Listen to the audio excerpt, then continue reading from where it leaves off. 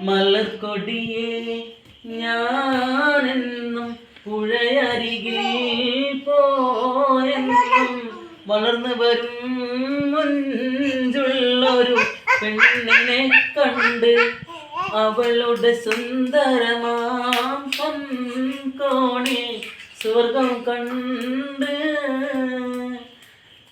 മലർക്കൊടിയെ ഞാനെന്നും പുഴയരികിൽ പോയെന്നും വളർന്നു വരും മഞ്ചുള്ളൊരു പെണ്ണിനെ കണ്ട് അവളുടെ സുന്ദരമാം കോണിൽ സ്വർഗം കണ്ട്.